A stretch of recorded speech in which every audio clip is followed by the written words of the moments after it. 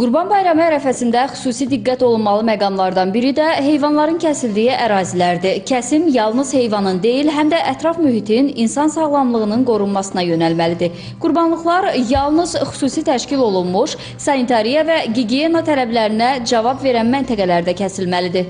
Küçə, yol kənarı, məhəllə araları kimi antisanitar yerlərdə aparılan kəsim xəstəliklərin yayılmasına səbəb ola bilər. Kəsim məntəqələrində fasiləsiz su təminatı olmalı, qəssablar xüsusi geyimdə və tibbi yoxlamadan keçmiş vəziyyətdə fəaliyyət göstərməlidir. Alətlər daim dezinfeksiya olunmalı, tullantılar vaxtında və düzgün şəkildə ərazidən kənarlaşdırılmalıdır.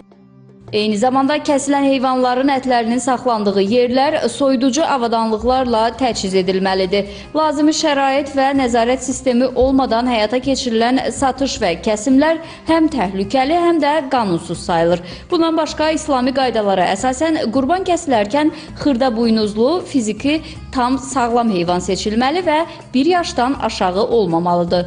Belə deyək ki, kök olmasıdır, qüsurlu olmamasıdır.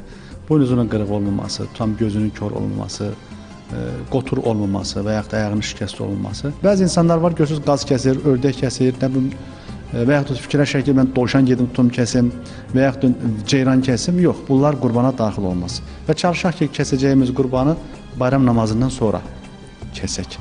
Əgər bayramdan öncə kəsmiş olsaq, namazından öncə kəsmiş olsaq, bu bir heyvan kəsmək olur. Bayramdan sonra kəsəcəyimiz isə bir qurban anlamını ortaya qoyur.